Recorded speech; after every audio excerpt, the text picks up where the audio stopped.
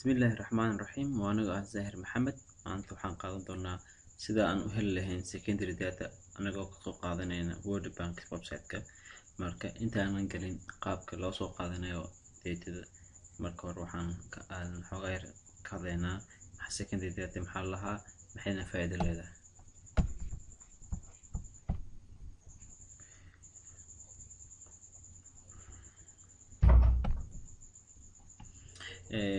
faa'iido leedahay secondary marka hore waxaa lahaa data kaasoo mar hore la soo aruuriyay oona diyaar u ah available ah in ahaan source ahaan available u ah.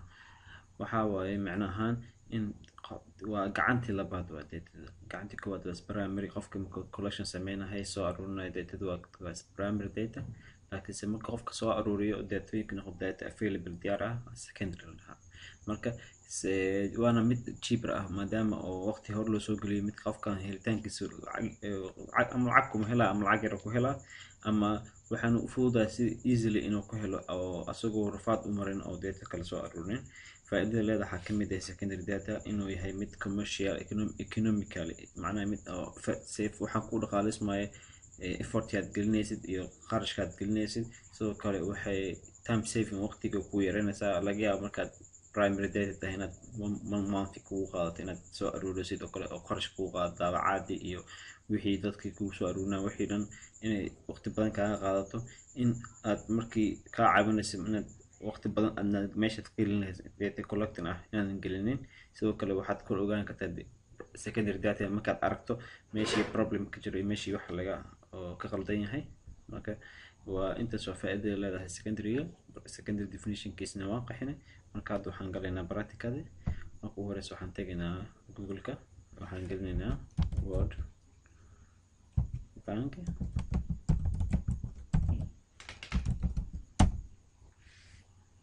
marka World Bank gelino website-ka waa kana World Bank. marka gudaha ugu dhufanaynaa World Bank website-ka waxaan ku soo baxayo waa kana website-ka caadiga oo World Bank ishinkii waxuu ku qoran yahay. waxaan tegaynaa what we do, kadib waxaan ka tegaynaa section-ka development and knowledge. waxaan kasii aadaynaa development and knowledge, waxaan kasii aadin doonaa data. markaad data ku dhufano wuxuuna geyn doonaa page kale, page-kaas oo ah World Bank Open Data.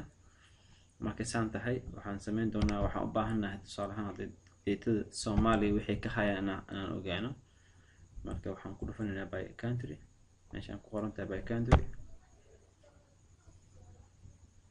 marka aan ku dhufan by country waxaan ka raadinaynaa wadanka Soomaaliya. haddii kale halkan aan ku qor karnaa si quickly sida waqtiga caadiga waa kana Soomaaliya, ama haddii aan quickly aan arkina waxaa soo degi doontaa s aad tagi doontaa waa kana wadamada s ka bilaawda waa kana Soomaaliya ku dhufan doontaa.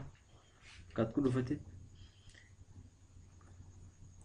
waxaa kusoo bixi doona graphics-ka oo ah commissionka iyo GDP-ga GNI-ga kulli datooyinka dhan oo macnaha dhammaystiran adigoo wax indicator ah aan dooranaynin ay ku wada dhammaystiran yihiin. marka wuxuu ku siin doonaa dowladka 3 option oo ku siin doonaa CSV, XML and Excel.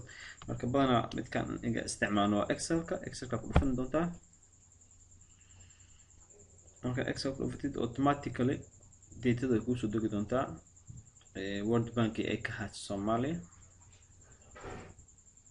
datada marka indicator badan iskugu jiraan, maybe laga yaabo indicator qaar in aysan xog badan ka hanin, laakiin laga yaabo datooyin qaar oo waxaa jira muhiim ah oo sida GDP-ga iyo population-ka oo kale way hayaan, iyo indicator kale muhiim ah aad ka helaysa oo ka anfacaya inaad ku sameysato research-kaaga ama paper-kaaga ama markaad aad sameyn doonto baaris ama wax la mid ah.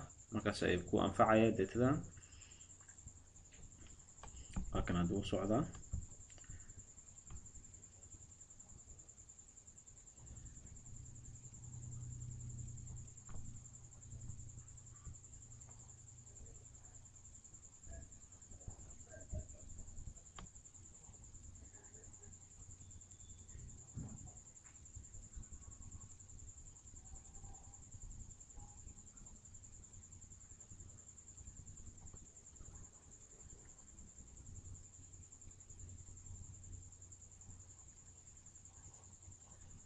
وكنا داتيدو way soo dhamaatay way soo degtay hadda waxaan ku dhufanaynaa open and leena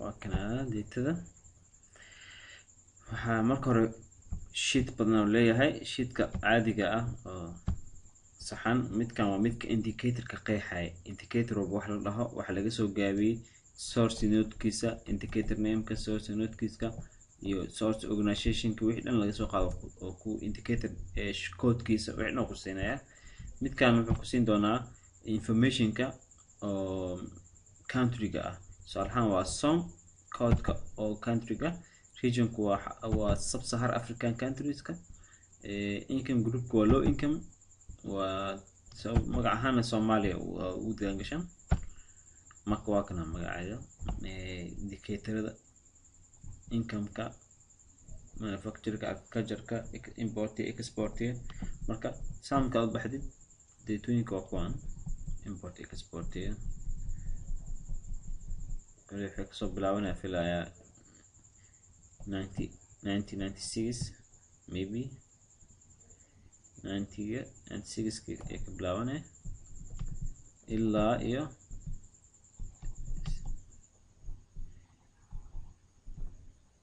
ilaa iyo 17 ka socon doonta marka intaas maybe some indicators way ka maqan yihiin laakiin indicatorada aad qaar waad ka helaysaa sida import iyo export aad ka heli doontaa gross formation-ka iyo GDP-ga national expenditure-ka waad ka helaysaa maxaa marka waad fahamteen filaa wixii oo ziyaada ah ama su'aal ah waxaad igu soo hagaajin kartiin page-kayga YouTube-ka ama waxaan isoo qor doonaa email-kayga aad igu soo qor doontaan wixii su'aal ah qabtiin waxaan kaloo iga codsanayaa inaad subscribe ku sameysaan YouTube-kayga page-kayga channel-kayga iyo inaad like garaysaan video-ga.